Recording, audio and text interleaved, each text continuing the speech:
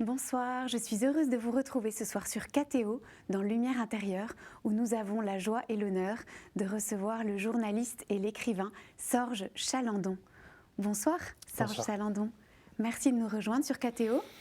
Vous êtes journaliste, vous avez été 20 ans journaliste de guerre à Libération. Vous avez reçu le prix en 88, Albert Londres. Oui. Et votre premier livre, c'est Le Petit Bonzi aux éditions Grasset. Peut-être c'est ça dont on a envie de vous parler en premier. 2005. Ce petit enfant bègue de la banlieue de Lyon, c'est vous, Sorge Chalandon? Alors non seulement c'est moi, mais en fait, comme j'étais bègue, effectivement, je voulais écrire un livre sur le bégaiement, sur la violence du bégaiement sur un enfant. C'est le seul handicap qui fait rire, en fait. Donc qu'est-ce que c'est qu'être enfant et être bègue?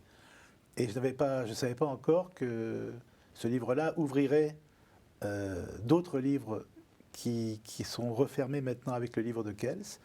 C'est-à-dire que je pars de l'enfance. Il y a eu plein de choses entre-temps, l'Irlande, etc., la guerre. Mais je savais que, je pourrais appeler ça le livre de Sorge, a commencé avec le petit Bonzi, le petit Sorge qui bégaye, et se terminait avec le livre de Kells, c'est-à-dire Sorge qui n'est plus le fils de son père, mais qui est le père de 3 filles. Ah, oui. Toute la boucle était bouclée et elle se termine avec ce livre-là. C'est-à-dire que plus jamais, je le sais maintenant, plus jamais je n'aurai de fibre autobiographique dans mes romans.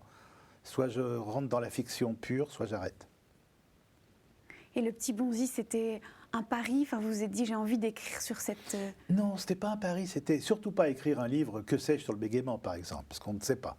Oui. Je voulais pas écrire... ce que je voulais, c'était raconter la violence du bégaiement chez un enfant, la violence de la création des mots. Lorsque les gens pensent que le bègue, il a pas assez de mots, ou alors dans certaines civilisations, on pense qu'il est fou, parce qu'il n'arrive pas à parler, donc Et en fait, le bègue, il a trop de mots. Le bègue, il a trop de mots, c'est-à-dire qu'il faut qu'il ait des mots en réserve au cas où le mot ne sorte pas.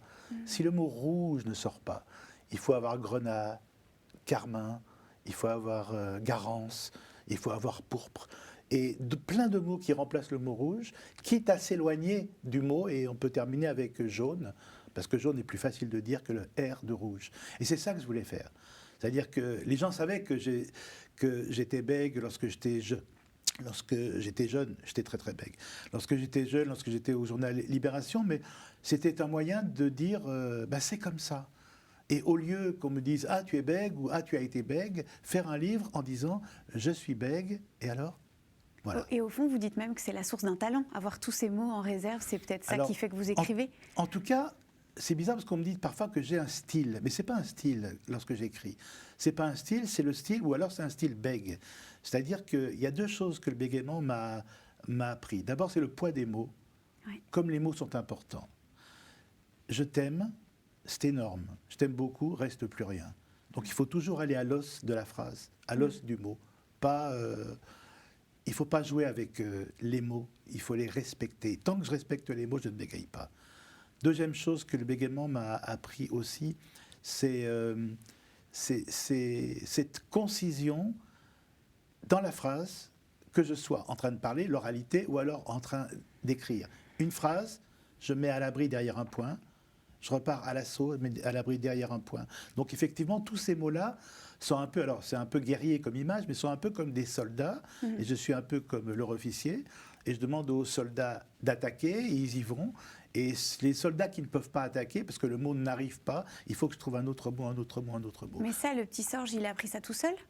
Il a appris ça tout seul, oui. Alors j'ai appris ça tout seul, pour une raison toute bête, c'est que je suis un gaucher contrarié. Beaucoup de becs de mon âge, donc je vais avoir 74 ans, beaucoup de becs de mon âge, nés dans les années 50, étaient des gauchers qu'on a contrariés dans la famille, comme moi. Mon père me frappait en disant que c'était la main du diable. Donc je ne sais pas où il a lu ça, où il a trouvé ça, où il a compris ça, mais en tout cas c'était la main du diable. Et l'interdiction formelle était faite d'écrire de la main gauche. Et en classe, nous étions 2 dans ma classe, j'ai un souvenir de CM1 ou CM2, où l'instituteur nous attachait tous les 2 gauchers, la main gauche à la chaise avec notre tablier pour nous obliger à écrire de la main droite. Et il se trouve que la majorité des gauchers contrariés de mon âge, garçons, pourquoi garçon, je ne sais pas, mais plutôt garçon que fille, sont des gauchers contrariés qui sont finalement droitiers aujourd'hui, mais ça a cassé quelque chose en eux et ils ont commencé à bégayer. Donc plutôt vers CM2, alors. Oui, c'est ça. Et le problème que j'ai eu, moi, c'est que le bégaiement, mon père pensait toujours, mon père qui était très particulier, qui était fou, qui était mythomane, qui est extrêmement violent, qui est mort en hôpital psychiatrique, mon père pensait que parce qu'il m'avait obligé à écrire de la main droite, je bégayais pour leur faire honte. Donc, le mot orthophoniste, c'est un mot qui n'existait pas à la maison. Sorge se moque de nous, il bégaye devant tout le monde pour nous faire honte, on va le corriger. Et donc l'idée, c'était de corriger ce faux bègue qui se moquait de ses parents.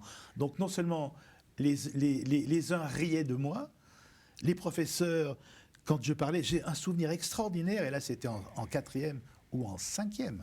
Un professeur à Lyon, je bégayais comme ça, et il faisait alors chalandon. Le professeur faisait ça devant tout le monde qui riait. C'est d'une violence absolue.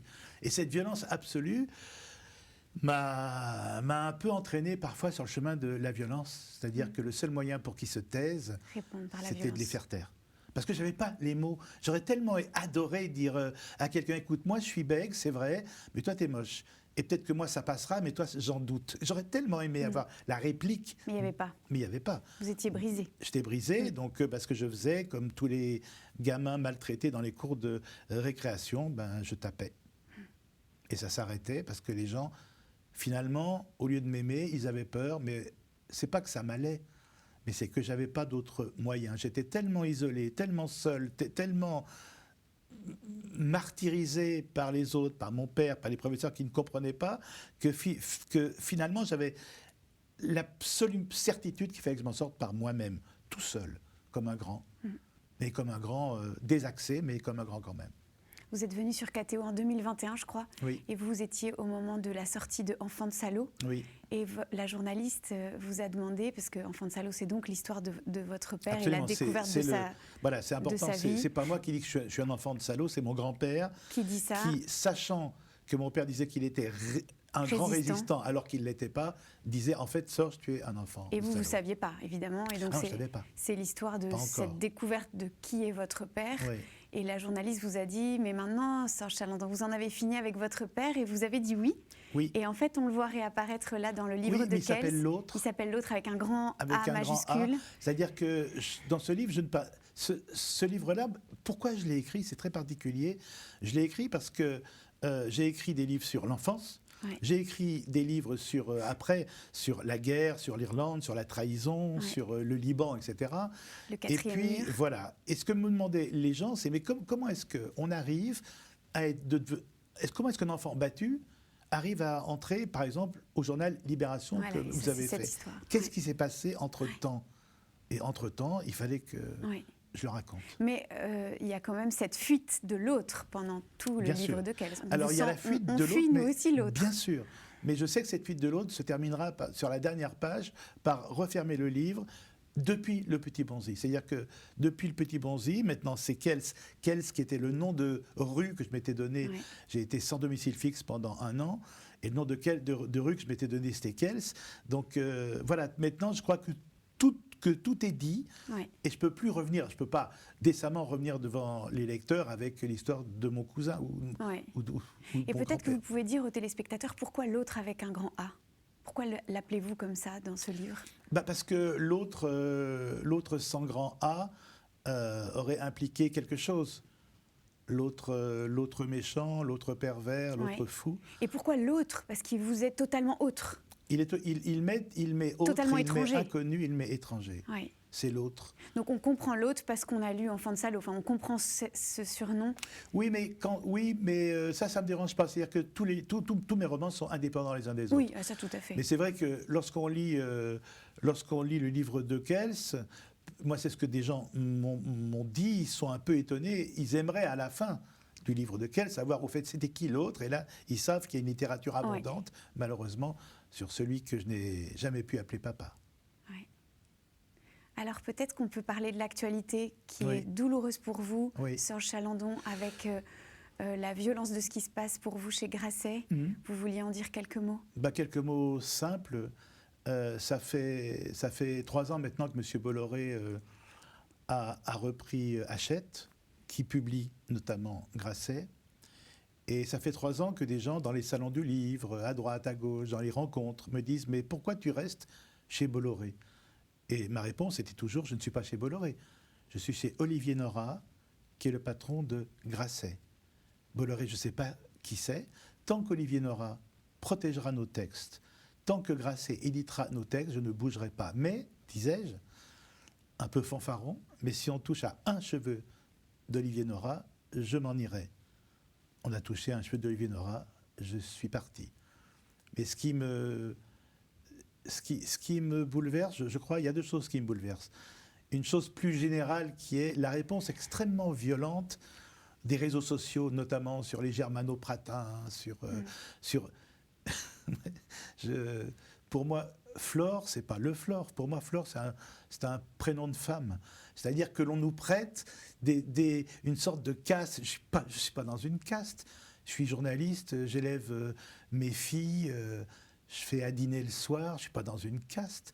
Je ne fréquente personne d'auteur. Enfin, je veux dire que cette image de germano-pratin, de Saint-Germain-des-Prés, mais totalement étrangère, que je ne sais même pas de quoi il parle. Moi, je viens de la rue. Je suis un chien des rues. Je suis parti de chez moi, 17 ans. J'ai été sans domicile fixe pendant 1 an.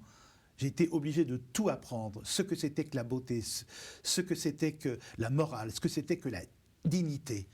Je suis rentré à Libération. J'y suis resté 34 ans. J'ai couvert les fronts de guerre que aucun de ceux qui sont sur les réseaux sociaux en parlant de germano-pratin, personne de ces gens-là ne connaissent le bruit d'un obus de 80 qui tombe. Personne.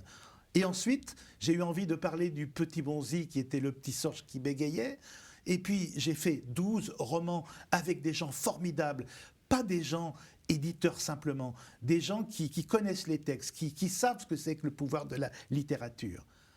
Et je m'en vais parce que mon chef a été viré, mais a été viré par un marchand du Temple. Quand M. Bolloré dit qu'il est catholique, mais de quoi il parle ? Et quand je fais ça parce que je suis digne, quand je fais ça, je deviens Saint-Germain-des-Prés ? Mais quelle horreur ! Je défie tous ces gens qui font les petits trucs derrière leur clavier en parlant de germano-pratin, de petites castes. Je les défie de vivre 1 heure de ce que j'ai pu vivre dans ma jeunesse, dans mon enfance et aujourd'hui encore. Ce qui me répugne, c'est la vulgarité. Ce qui me répugne, c'est la violence.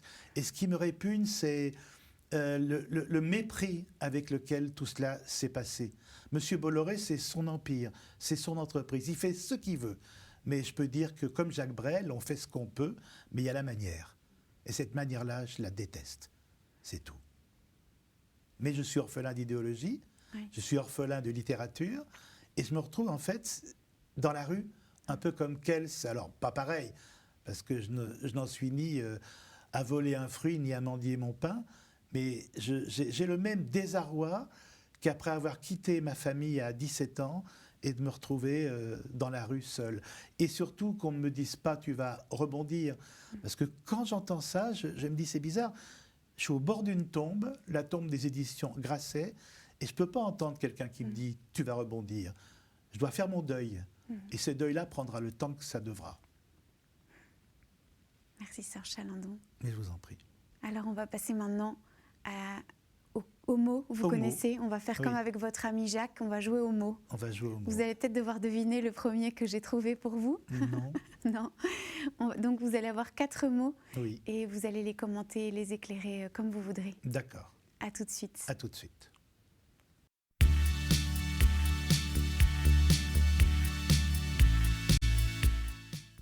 Nous sommes sur KTO dans Lumière intérieure. Nous sommes avec vous, Serge Chalandon. Et le premier mot auquel j'ai pensé, le premier mot, c'est misère. Alors, c'est un mot que j'ai connu. C'est bizarre parce que je suis né après-guerre et je ne pensais jamais connaître ce mot-là, la misère, qui va avec le mot rue, je pense. Parce que, partant de chez moi à 17 ans, j'ai cru que j'ai cru qu'en m'échappant de ce labyrinthe familial, avec un minotaure paternel, j'ai cru que je pourrais vivre les plus belles années de ma vie. Et puis, j'ai cru que j'allais faire la route, vous savez, comme Jack Kerouac, comme les hippies, les beatniks, tout ça. J'irai à Katmandou, j'irai à Ibiza, j'irai dans ces lieux où les jeunes existaient, pensais-je. Et puis en fait, je suis arrivé, non pas, j'ai pas fait la route, je suis arrivé dans la rue. Je quittais Lyon et Paris m'a pris, Paris m'a gardé, Paris a fait de moi l'un de ses murs en fait. C'est quelque chose qui me bouleverse encore quand j'y pense, c'est que quand vous êtes dans la rue et que vous adossez à un mur de béton ou un mur de briques, très vite vous devenez le béton, vous devenez la brique. Très vite on ne vous voit plus. Plus les jours passent, moins on vous voit. Les gens ne vous regardent plus, ils vous enjambent. Vous n'existez plus. Et je crois que c'est au-delà de la faim, au-delà de la soif, au-delà du froid, au-delà de la solitude, je crois que cette façon de ne pas exister, de ne plus exister du tout, dans le regard des gens, c'est terrifiant. Et là, on se sent miséreux. On se sent miséreux dans le sens où on n'a plus de toit. J'ai quitté le mien, j'ai quitté le toit de mon père, qui n'était pas, me disait-il toujours, tu n'es pas chez toi, tu es chez moi. Donc je quitte le toit de mon père, et je suis dans une rue où je pensais, je me suis trompé, je pensais qu'il y avait une sorte de solidarité de la misère, qu'il y avait une sorte de fraternité des pauvres. Alors je suis peut-être mal tombé, mais en tout cas, je ne l'ai pas connu. Vous déposez votre sac et votre sac est volé. Vous ouvrez votre sac et vous vous rendez compte qu'il y a des choses qui manquent dans le sac. Il n'y a pas de compagnon de misère. C'est un très joli mot qui n'existe pas. Mais il y a des gens qui reprennent leur vie en main contre l'autre. Et donc moi, pendant tout ce temps-là, pendant cette année dans la rue, notamment l'hiver 70-71, qui a été l'un des pires en France, je n'existais plus, j'avais faim, j'avais froid, j'avais très froid. J'ai fait comme ce qu'on fait dans les films anciens en noir et blanc. J'avais mis du papier, du carton entre mes vêtements, ma peau et le froid. Et de temps en temps, quand même, il y avait quelqu'un qui me remarquait. Ça m'a beaucoup frappé, ça. Quelqu'un me remarquait, c'était une dame, généralement, avec ses enfants, qui disait, tu vois, en montrant du doigt, tu vois, eh ben, si tu travailles mal, tu seras comme le monsieur, dans la rue. C'était les seuls. Et ça m'allait parce qu'on m'avait vu. Ça m'allait parce que quelqu'un m'avait reconnu comme quand même un être humain dans la rue. Je gardais toujours une pièce de 1 franc de l'époque pour la dignité. Et la dignité, pour moi, c'était les bains-douches Saint-Méry, un quartier de Paris, où pour 1 franc, vous aviez 20 minutes d'eau chaude. Et on en profitait pour laver notre linge, même avec nous, parfois même sur nous. Et on les faisait sécher dehors lorsqu'il faisait beau, où on repartait mouillé, mais propre. Et c'était ça pour moi, la misère. C'était... j'étais seul, j'étais effrayé, j'étais jeune, mais j'étais propre. Et c'est étrange parce que quand je quittais les Bains Saint-Méry, je me retournais tout le temps devant le bâtiment où il y avait écrit liberté, fraternité, égalité. Et j'avais l'impression que je venais de quitter ma famille, c'était fait, mais en tout cas maintenant j'étais un pupille de la nation. C'est comme si la République française m'acceptait et me protégeait et me rendait digne par ces quelques minutes d'eau chaude. Donc pour moi, la misère, je sais ce que c'est, je la connais. J'ai eu faim, j'ai eu peur, j'étais obligé de me défendre dans des conditions difficiles. Et surtout, moi, c'est ce que j'ai envie de dire, c'est que quand vous croisez quelqu'un dans la rue, je vous en supplie, ne baissez pas les yeux. Ne baissez pas les yeux. Vous n'avez peut-être pas d'argent sur vous, c'est même pas le problème, mais ne faites pas comme s'il n'existait pas, parce qu'il existe. Et la rue, ça peut être chacun de nous, n'importe quand. La rue, ça peut être un accident de la vie, ça peut être un deuil, ça peut être des gens formidables qui ont baissé les bras et qui n'ont plus que la rue pour les recueillir. Aujourd'hui encore, à 74 ans, je pense que la rue pourrait me recueillir encore maintenant, aujourd'hui, si tout s'effondrait autour de moi. Vous savez, quand j'étais dans la rue, quand on avait des sourires de gens, des gens appelaient ça un soleil. Et on disait, bah tiens, cet après-midi, j'ai eu un soleil ou 2 soleils, juste un sourire. Et le soleil peut fendre l'armure de la misère. Il y a d'ailleurs des rencontres émouvantes quand même dans votre livre au milieu de cette immense misère qu'on traverse vraiment dans le livre avec vous. Et il y a notamment cette femme, vous dormez sur son paillasson, enfin vous montez, vous attendez sur son paillasson et elle vous ouvre, elle vous accueille. Elle ne vous parle pas beaucoup, mais vous êtes tout à coup chez vous, chez elle, et elle part même le lendemain matin, comme ça, en vous laissant sans crainte. Ça, c'est très impressionnant. Alors, je crois, c'est formidable, parce que j'étais sur son palier lorsqu'elle est arrivée, en fait. Elle m'a vu, elle n'a rien dit, elle m'a même pas enjambé. Moi, je me suis levé tout de suite. Elle m'a rien dit, elle a ouvert la porte, elle a laissé la porte ouverte. C'était une femme d'un certain âge qui n'avait pas peur. Peut-être que je n'inspirais pas la peur, mais en tout cas, on sentait une femme qui n'avait pas peur et qui sentait, je ne sais pas comment elle a senti, je ne sais pas comment elle l'a vu, mais qui sentait que je ne représentais pas un danger pour elle. Et elle m'a fait une petite soupe, un petit repas. J'ai effectivement dormi sur son canapé. Elle est partie le lendemain matin. Et moi, je suis parti en lavant mon assiette, etc. Et au moment de partir, j'ai vu sur le réfrigérateur, il y avait des petits morceaux d'articles coupés, des petites affiches contre la guerre d'Algérie. Et pour la démocratie, et je me suis dit, voilà, cette femme est une démocrate, c'est quelqu'un mais c'est surtout quelqu'un qui n'a pas peur du gamin miséreux qui est sur son paillasson. Peut-être même qu'elle a un fils, peut-être même qu'elle a connu quelqu'un qui est comme ça. Mais en tout cas, cette femme m'a redonné le courage de me réveiller, de repartir dans la rue et de continuer mon chemin. Grâce à ces petits cailloux blancs sur le chemin, à ces petites pépites, j'ai pu continuer jusqu'à ce que je sois sorti de la rue. Et du coup, ça nous fait passer au second mot. Ce second mot, c'est copain. Ouais. Alors copain, pour moi, c'est le mot que je sais le plus manier, je pense, et c'est le mot qui me touche le plus. Copain, c'est une main sur l'épaule. Copain et ami aussi, hein. Mais copain, j'aime bien parce que c'est une main sur l'épaule, c'est un repas entre nous, c'est une main dans la main même, dans les moments de deuil. Copain, c'est quelqu'un qui parle pas beaucoup. Copain, c'est, voilà, j'ai un problème, je sonne chez un copain, il m'ouvre la porte en pleine nuit, il ne me demande pas qu'est-ce qui se passe, il m'ouvre la porte et il dit « Viens dormir sur le canapé, on se parlera demain matin ». Ça, c'est un copain. Un copain, c'est quelqu'un avec qui j'ai vécu les plus belles choses, les choses les plus terribles. J'ai vécu les ténèbres, la pluie, le froid. J'ai vécu les petits matins de printemps. Un copain, je sais, c'est étrange, je sais écrire l'amitié. Je sais l'écrire en tant qu'auteur, et je sais le décrire en tant que journaliste, alors que l'amour, par exemple, je ne sais pas. J'ai pas les mots pour une relation amoureuse. Il y en a qui l'ont, il y en a qui ont ces mots-là dans des romanciers qui parlent de ce couple qui court avec un coucher de soleil sur la plage. Je n'y arrive pas, je trouve ça ridicule. Je peux pas.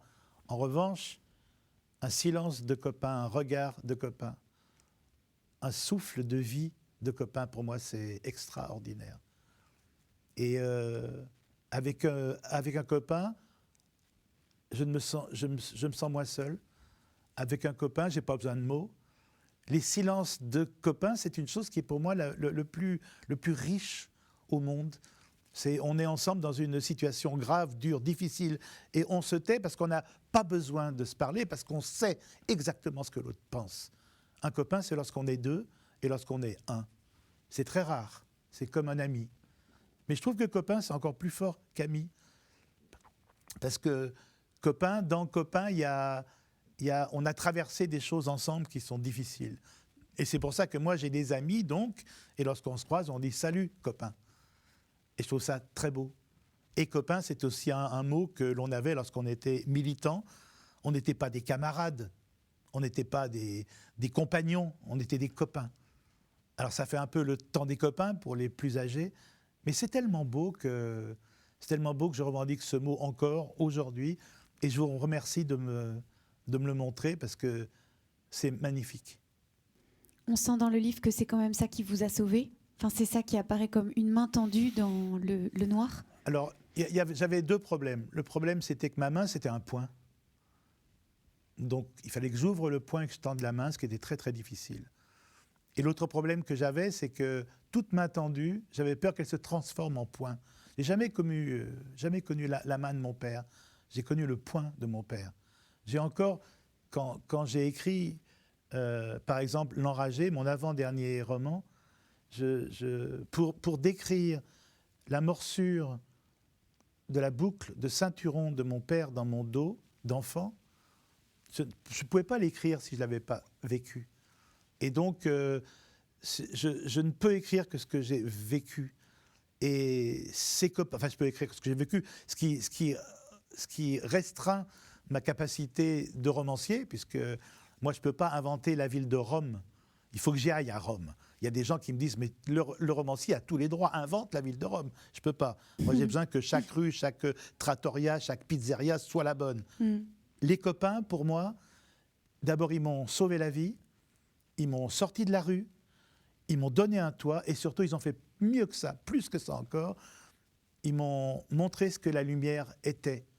Je venais d'un monde de ténèbres, une famille ténébreuse, et ils m'ont montré la lumière, ils m'ont expliqué la littérature, ils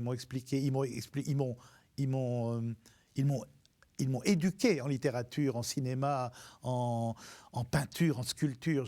Ils m'ont permis une chose que je ne pensais pas possible, et c'est une chose qui me revient toujours à l'esprit parce que c'est formidable.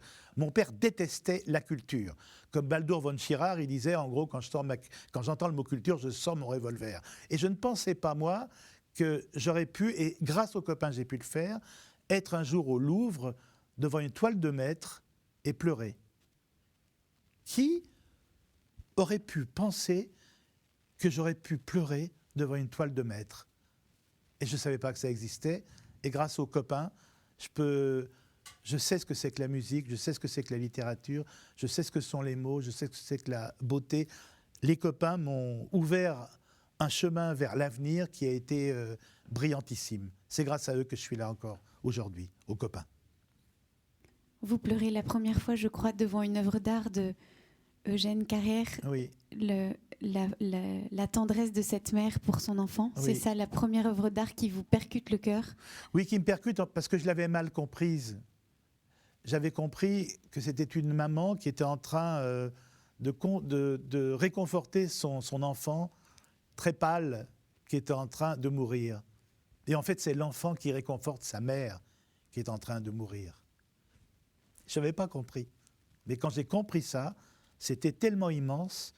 Je n'avais pas été conforté par ma mère, je n'avais pas pu réconforter ma mère non plus. Et brusquement, je vois cette image qui est très sombre, c'est une image de caveau, et je l'avais inversée en fait. Évidemment, dans ma tête, c'est la maman qui prend son enfant dans les bras pour le rassurer, et non, c'est l'enfant, le bébé, presque le bébé, qui met sa main sur le bras de sa maman pour lui dire « ça se passera bien, maman. Je suis là. Même après la mort, je serai là. » Et dans les deux sens, en fait, c'est bouleversant parce que vous dites de votre propre enfance que ce qui vous a manqué, c'est que votre maman vous rassure le soir quand la nuit tombait. J'aurais tellement aimé qu'elle m'aide à chasser le monstre qui était sous mon lit, mais tellement. Ça n'a pas été le cas. Et donc, le monstre reste sous mon lit. C'est bizarre, ça, c'est un truc qu'on ne sait peut-être pas. Mais c'est que lorsque vous n'êtes pas à chasser les monstres qui sont sous votre lit lorsque vous êtes enfant, lorsque vous êtes adulte, ils sont toujours sous votre lit, les monstres. Mm. Et ce qui est bouleversant, c'est que lorsqu'on vieillit, même lorsqu'on part à la guerre, lorsqu'on meurt au champ d'honneur, on ne crie pas « Vive la France », on dit « Maman ». Oui. C'est vrai. Alors le troisième mot, il va bien avec ce qu'on vient de dire d'une certaine façon. Le troisième mot, c'est prière. Évidemment, j'ai envie de vous dire, Sœur Chalandon, dans tout le livre, on vous voit glisser des prières entre les souliers du curé d'Ars ou sous l'éperon de Jeanne d'Arc. C'est vrai. Vous écrivez au curé d'Ars « Donne-moi la force ». Est-ce que certaines de vos prières ont été exaucées ? Pas tellement, pas tellement, mais je crois que c'est le principe de la prière. Surtout moi, ce que je ne supportais pas, dans les églises, ça se fait moins maintenant, parce que, enfin, en France en tout cas, c'est ce que je n'aimais pas, c'était les livres de demandes ou de prières qui étaient ouverts au pied de la Vierge Marie, ou avec les demandes des gens, fais que mon fils réussisse son bac, ou fait que mon mari guérisse. Et je me disais, mais la foi, c'est pas un distributeur automatique de guérison. C'est pas ça. C'est-à-dire que si on prie, c'est pas pour que notre enfant y passe le bac. Si on prie, c'est pour demander qu'on ait la force de vivre, ou qu'on ait la force d'enseigner à notre enfant de quoi passer le bac, qu'on ait la force de subsister, qu'on ait la force de ne pas être une proie jamais, et la force de ne pas être un prédateur jamais. Mais lorsque j'ai vu une fois, c'était dans une église, faites que je gagne au loto. Mais c'est juste impensable. C'est pas ça. La prière, c'est un moment d'abord qui est personnel, et c'est pas pour demander quelque chose. Si on veut demander quelque chose, on le demande autour de nous, mais c'est la prière, c'est pour être ensemble avec Dieu. La prière, c'est pour être ensemble, et surtout, la prière, c'est à sens unique. C'est-à-dire que pour un vrai croyant, un vrai chrétien, la seule prière qu'il pourrait faire, c'est d'espérer que Dieu aille bien, quoi. Et qu'il oublie pas trop ce qui se passe dans les kibboutz israéliens, comme à Gaza. Qu'il soit partout, qu'il entende tout, mais pas demander de gagner au loto. Et c'est pour ça que j'ai été très mal à l'aise devant ce qui était devenu le mot prière. On ne quémande pas, c'est pas le but. Si on quémande, c'est qu'on n'a rien compris à rien. La prière, c'est même d'arriver à comprendre l'épreuve qui nous est envoyée. Et ça, pour moi, c'est quelque chose qui est extrêmement dur. C'est extrêmement dur de comprendre le deuil, de comprendre, non pas de comprendre, mais de l'accepter en tant que tel, en tant que deuil. C'est extrêmement dur. Puisqu'on parlait tout à l'heure un petit peu de Grasset, c'est extrêmement dur de dire ce qui m'arrive, je n'ai plus d'éditeur aujourd'hui, mais c'est peut-être bien, c'est extrêmement dur tout ça. Mais je pense que si on est chrétien, si on est catholique, je pense qu'on n'a pas le choix. C'est ça, ou fais autre chose, vis autre chose, crois en autre chose. Alors il y a quelque chose de très émouvant pour nous, lecteurs, dans votre livre, c'est que sur votre corps même, vous portez une cape. Et oui. En fait, à la fin du livre, on comprend que c'est un petit clin d'œil à Saint François d'Assise, dont Absolument. Vous aviez aimé la cape et vous aviez envie de vous réfugier sous cette cape. Absolument. Vous avez pris le nom de Kelz avec ce manuscrit qui en fait représente Saint Marc. Donc ce nom Absolument. Même évoque Saint Marc. Et vous portez tout le temps sur vous une photo de Guignol et aussi ce portrait du curé d'Ars qui s'échappe de votre portefeuille plusieurs fois dans le livre. Donc au fond, vous avez sur vous quelque chose qui est comme de la prière. Vous êtes une prière. Je n'aurais pas D'abord, ce que je voulais vous dire, c'est que vous êtes une excellente lectrice. Ça, c'est une chose. Je vous rassure, je ne le dis pas à tout le monde. Mais non, je trouve qu'être une prière, c'est beaucoup trop grand. Mais quand même, puisqu'on en parle, je vais... Alors, je ne sais pas où est la caméra, mais on voit très bien. C'est pas très, très grave. Mais j'ai toujours Vianney avec moi. Et pourquoi ?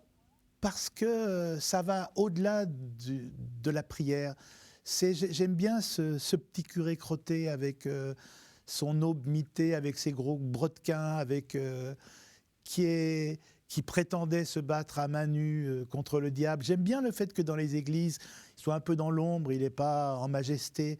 J'aime bien le fait qu'il ait été déclaré finalement prêtre de tous les prêtres. Et puis j'aime bien sa solitude aussi. Et puis c'est un réfractaire, le curé d'Ars.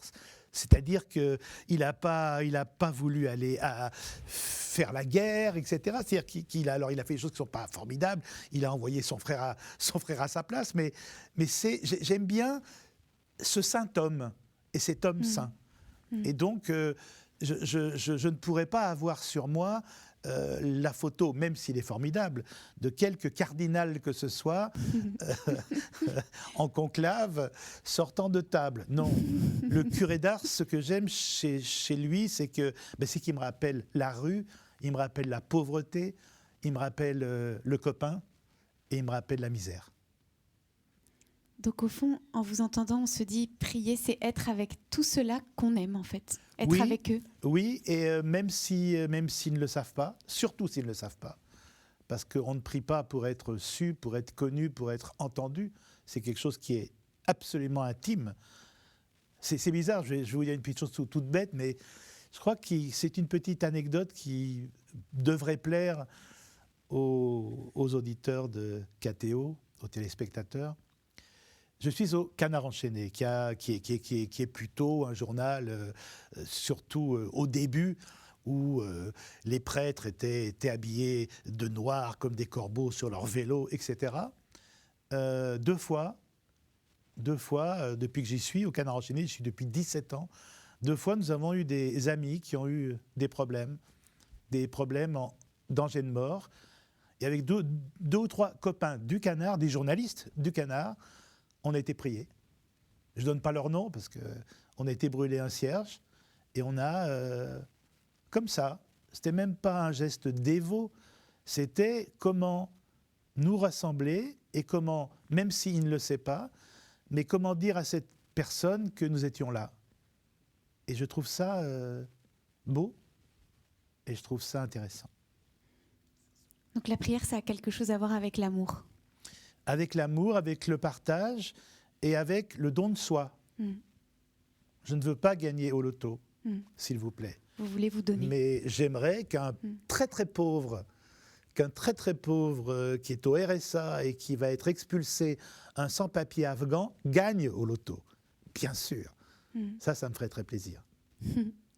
Alors, le dernier mot. Oui. Le dernier mot, c'est libérer. Alors, c'est joli, on dirait de l'irlandais. Libérer, alors, c'est ce que j'ai essayé de faire depuis mon enfance. Me libérer de la folie de mon père, de sa violence, de sa cruauté. Je n'ai pas pu libérer ma mère ni mon frère de cet homme, mais je sais qu'il savait en tout cas que j'étais là. Ensuite, me libérer de toutes les mauvaises choses que mon père avait mises en moi, notamment la violence. Mon père était antisémite, véritablement. Pas ce mot qui est maintenant jeté en pâture à tout va. C'est un véritable antisémite, c'est-à-dire qu'à table, il n'a jamais parlé des Juifs, il parlait des Youpins. Se libérer du racisme de mon père, qui était anti-arabe, mais au-delà de l'imaginable, c'était la guerre d'Algérie, encore.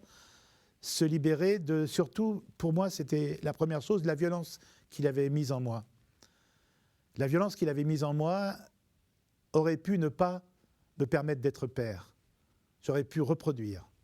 Il fallait que cette violence-là, je m'en libère totalement. Et pour m'en libérer totalement, je suis devenu correspondant de guerre. Évidemment, pour rendre compte de ce qui se passait sur les fronts de guerre. Afghanistan, Iran, Irak, Liban, Irlande du Nord, etc. Mais aussi, au fond de moi, ça c'était mon petit secret, plus j'ai été confronté à la folie des hommes, à la guerre des hommes, à la violence extrême, et plus la violence que mon père avait mise en moi était diluée. Et en fait, la violence que mon père avait mise en moi, par la force, s'est éteinte au contact de la guerre des hommes. Il fallait que pour rentrer en paix Non pas pour être serein, je ne serai jamais serein. J'aurai toujours des monstres sous mon lit. Mais pour rentrer en paix, il fallait impérativement que cette violence-là disparaisse. Et il fallait que je m'en libère. Après, pour le reste, il faut que je me libère peut-être des mauvaises choses qui sont en moi encore. Il faut que je me libère du monstre qui peut être en moi parfois, du barbare qui a été en moi quand je suis rentré de toutes ces années de guerre. Il faut, je pense que se libérer soi-même, parce qu'avant de libérer les autres, il faut se libérer soi-même de ce que l'on est. Je pense que c'est un travail journalier, quotidien, sans cesse, se remettre en cause tout le temps. Et si on ne se remet pas en cause tout le temps, c'est impensable. Et je ne suis pas du tout hippie avec les petites fleurs dans les cheveux, pas du tout. Je suis très pragmatique, mais ce que je sais, c'est que avant de lutter contre les autres ou contre le mal que les autres peuvent vous faire, il faut lutter contre le mal qui est en soi, première chose. Après, en tout cas, essayer de le faire disparaître au maximum. Après seulement, j'aurai l'honneur et j'aurai la chance de pouvoir combattre le mal que d'autres me font. Et alors, en vous entendant, je me dis, est-ce que vous pourriez nous partager, peut-être en pensant particulièrement à ceux qui nous écoutent, qui auraient eux aussi été touchés par la violence, qui l'éprouvent eux aussi en eux, comment vous avez fait? Vous dites d'ailleurs, je suis passé des points sur la gueule au point d'exclamation. Donc Oui. on voit qu'il y a les mots, la force des mots qui vous a aidé à dire les choses et non plus à frapper. Qu'est-ce que vous diriez d'autre comme exercice pour se libérer de la violence? D'abord, je crois qu'il faut être aimé, soi-même. Il faut apprendre à l'être. Il faut se souvenir que... Je crois qu'il faut se souvenir de la violence qui nous a été faite. Mon sang a coulé. Comment puis-je faire couler le sang de quelqu'un d'autre? Comment est-ce possible? Comment est-ce acceptable? Mais surtout, je pense qu'il faut reconstruire. Il faut alors, si c'est possible, parce que là, je suis là, je suis assis, je suis dans un fauteuil, je dis des mots qui peuvent être perçus comme de la violence pour certains qui ne peuvent pas faire ça, qui ne peuvent pas se libérer. Mais en tout cas, moi, ce que je sais, c'est que toute la violence qui m'a été faite, il fallait non pas que je me venge d'elle, mais il fallait que j'aie une revanche. Et cette revanche, pour moi, je suis désolé, je vais citer quelqu'un, parce que c'est important pour moi, mais ce n'est pas un poète, c'est pas un homme politique, ce n'est pas un philosophe, c'est un gréviste de la faim irlandais, qui s'appelait Bobby Sands, un catholique irlandais, républicain irlandais, qui est mort en grève de la faim, le premier des 10 Irlandais qui sont morts en grève de la faim dans les années 80, grâce à Madame, ou à cause de Madame Thatcher. Et ce gréviste de la faim, Bobby Sands, qui est mort au bout de 66 jours de grève de la faim, l'une des dernières phrases qu'il ait écrites, c'est « Notre revanche sera le rire de nos enfants. Ma revanche, c'est le rire de mes filles. » Et quand je dis ça, je sais que mon père est enterré, je sais que je ne suis plus son fils, et je sais que désormais je suis un père. Et ce père-là, je l'espère, est libéré de la violence que mon père a mise en moi. Et ce père-là se réjouit et se nourrit et accueille le rire de ses propres filles. Et en faisant ça, j'espère, ça me nettoie de mon enfance et de ce que j'ai vécu. Et je les aide pour l'éternité à combattre le monstre qui est sous leur lit. Merci beaucoup, Serge Chalandon. Je vous en prie. Nous allons passer à la dernière partie de cette émission. À tout de suite. À tout de suite.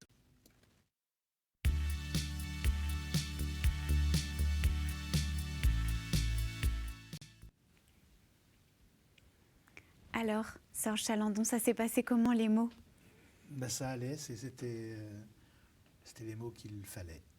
Et MAUX, bien sûr. Vous aimiez Copain? Est-ce qu'il y en a d'autres que vous avez aimés? Je les ai tous aimés. Prière était plus compliqué parce que c'était plus personnel. Donc c'est toujours plus... C'est comme si vous me demandiez d'ouvrir... si j'avais un journal intime. Mais Copain, bien sûr. Misère, bien sûr. Prière plus plus compliqué parce que ça ressemblait à un aveu. Voilà. Et libéré. Libéré, ça c'est ma vie.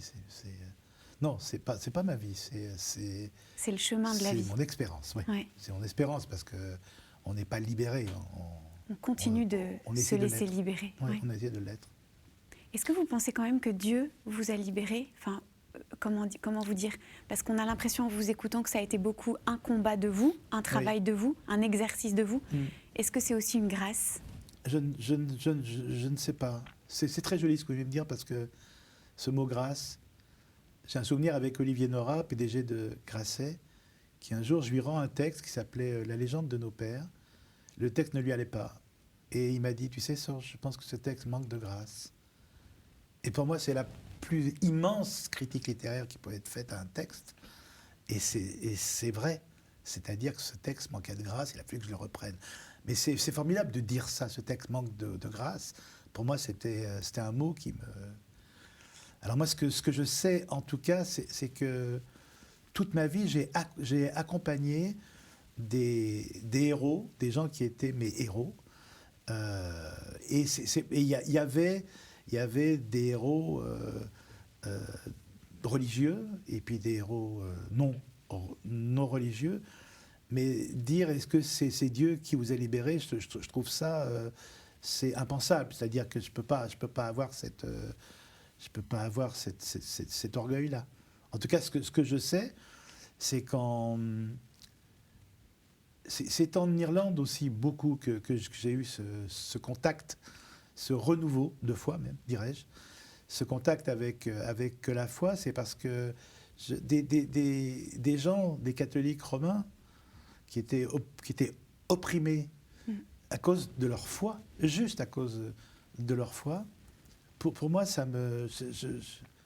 je me sentais très, très, très proche de... Je serais toujours plus proche d'un chrétien des catacombes que des ors du Vatican. Voilà. En fait, vous êtes proche de ceux qui peinent. Je suis proche de ceux qui peinent et ceux qui souffrent pour ce qu'ils sont et ceux qui tendent la main aux autres. Mais je suis proche de ceux qui peinent. Je suis proche des sans-voix aussi. Il faut que les sans-voix aient une voix. Pour moi, c'est extrêmement important. Et vous savez, alors puisqu'on parlait de prière tout à l'heure, lorsque j'étais jeune, je voulais être prêtre en fait. J'avais cette idée-là. J'étais à l'église de Saint-Irénée à Lyon, premier communiant. Je faisais ma première communion, mais j'ai été enfant de chœur. Et un jour, je ne sais même plus qui c'est, mais un imbécile, non pas m'a fait perdre ma vocation, parce qu'on ne perd pas une vocation comme ça, mais m'a dit, tu sais Serge, un copain, si tu deviens prêtre, tu n'auras plus le droit à aller à la piscine. Oui. Ce qui était absolument, totalement faux. Mais ça m'a... Vous l'avez cru? Alors non seulement je l'ai cru, c'est un copain, non seulement je l'ai cru, mais je me suis dit, bon, si je ne peux pas aller à la piscine, ça n'a aucun sens. Ce qui est évidemment faux, puisque les prêtres vont à la piscine comme les autres. Mais il s'est passé ensuite quelque chose que après toutes ces années, je devais avoir 13 ans, 12 ans. Je croise le curé de Saint-Irénée et qui ne me voyait plus à la messe, puisque je ne pouvais plus aller à la piscine, ça ne servait plus à rien que j'allais à la messe. Et le curé de Saint-Irénée qui me dit cette phrase absolument... Cette phrase que je vais vous dire, ce que je lui ai répondu, j'en ai toujours honte aujourd'hui, toutes ces années après, parce qu'il a été magique, ce curé, magique. Il me dit, alors Serge, où est-ce que tu en es avec la foi?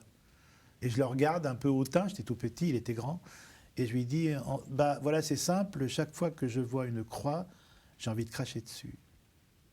Il me regarde, il dit, tu vois une croix? Tu vois la croix? Tu continues de voir la croix? C'est bien. Et dès ce moment-là, j'ai senti que j'avais dit la plus grosse bêtise de ma vie. Et aujourd'hui encore, vraiment, physiquement, j'en ai la chair de poule en me disant, mais pourquoi tu t'es pas tu ce jour-là? Parce que c'est une leçon immense. Tu vois la croix, c'est bien. Et j'ai continué à voir la croix partout où elle était.